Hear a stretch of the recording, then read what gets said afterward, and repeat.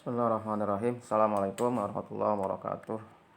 Subahul khair, kaifa halukum? Bagaimana kabarnya anak-anakku semua, para siswa-siswi kelas 5 yang berbahagia. Bapak harap kalian semua sehat selalu dan tetap semangat dalam belajar. Baik, hari ini kita belajar bahasa Arab tentang at-tarkib, struktur gramatika. Baik, kita baca doa terlebih dahulu, doa hendak belajar. Mudah-mudahan materi atau pelajaran hari ini bisa kita pahami dan bermanfaat buat kita semua. Bismillahirrahmanirrahim. Raditu billahi robba wa bil islami dina wa bi muhammadin nabiyyah wa rasulah. Rabbi zidna ilman warzuqna fahman. Amin ya rabbal alamin. Anak-anakku semua silakan diperhatikan penjelasan dari Pak Rohim. Boleh dibuka buku paketnya halaman Salasah Wasitun halaman 63. Materi hari ini tentang at-tarkib, struktur gramatika, dan tentang mubtada. Al-mubtada'u. Ada mubtada, ada khobar. Ini selalu berpasangan ya.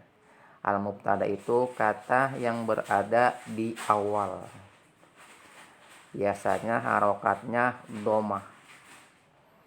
Nah, setelah mubtada baru ada yang namanya khobar. Ya, khobar itu kata yang terletak setelah mubtada. Di sini perhatikan contoh nomor 1. Al-madrasatu jamilatun. Sekolah itu bagus. Nah, ini yang sebagai mubtada al-madrasatu. Harokatnya domah. Al-madrasatu. Kenapa mubtada? Karena berada di awal kata, di awal kalimat. Al-madrasatu. Kemudian jamilatun sebagai khobar. Khobar mubtada. Kenapa dinamakan khobar? Karena terletak setelah mubtada. Ya. Al-madrasatu jamilatun. Sekolah itu bagus. Kalau mubtadanya mu'annas, maka khobarnya pun harus mu'annas. Al-madrasatu mu'annas karena ada tamar butohnya. Jamilatun harus mu'annas. Jadi harus sesuai. Ya. Kemudian nomor 2, al-waladu nasyitun.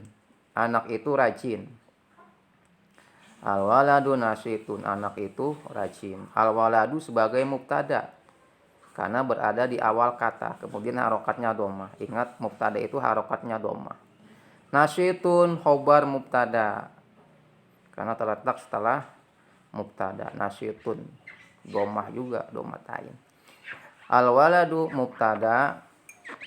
Nasyitun khobar mubtada. Al-waladu muzakkar. Nasyitun juga muzakkar. Jadi kalau mubtadanya muzakkar, maka khobarnya pun harus muzakkar. Jadi harus sama. Harus serasi ya. Kalau tadi contoh nomor 1 mubtadanya mu'annas, maka khobarnya mu'annas. Contoh nomor 2 mubtadanya muzakkar, khobarnya muzakkar. Nomor 3, contoh nomor 3, anta tilmizun. Kamu seorang murid. Anta mubtada. Kenapa mubtada? Karena berada di awal. Anta kamu laki-laki. Tilmizun khobar. Tilmizunnya pun juga harus laki-laki. Karena antanya laki-laki. Khobarnya juga harus laki-laki. Mubtadanya laki-laki, maka khobarnya pun harus laki-laki. Nah, nopo semua. Jadi lebih sederhananya mubtada itu kata yang berada di awal yang berharokat domah. Ya, ada alif lamnya. Kemudian khobar kata yang terletak setelah mubtada. Harokatnya juga domah. Gampang kan ya tentang mubtada. Ingat aja mubtada kata yang berada di awal. Khobar kata yang terletak setelah mubtada. Kemudian latihannya ini latihan ya. Halaman 63, latihan 6, tadribu sittah, latihan 6. Di sini ada contoh hadiqatun, garis miring wasi'atun. Nah, ini kamu buat seperti contoh. Ini gampang, kamu tambahkan hal. Ya. Pertama kamu tambahkan hal. Hal itu artinya apakah. Kemudian kalimat yang menjadikan contoh kamu tulis lagi. Kan tadi kan hadikotun garis miring wasiat, kamu gabung aja. Hal, cuma ditambahin alif lam kalimat pertamanya. Hal itu hal ya. Kalau dibaca wasol ya halil, boleh dikasih kasroh. Tapi sebenarnya hal. Hal al hadikatu wasiatun.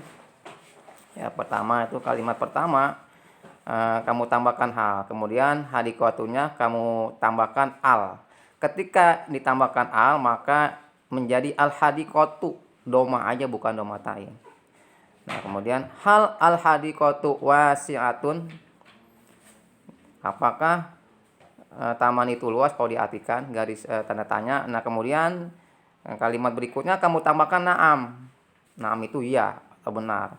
Tulis lagi ya kalimat yang tadi ya, al hadi naam al hadi kotu wasiatun, ya taman itu luas. Jadi secara sederhananya ya kalimat pertama kamu tambahkan hal, kalimat keduanya kamu tambahkan naam, kemudian kata yang menjadi contoh tinggal kamu tambahkan alif lam pada kata pertama, hadikotun al hadikotu, ya cuma itu aja, kamu tambahkan alif lam.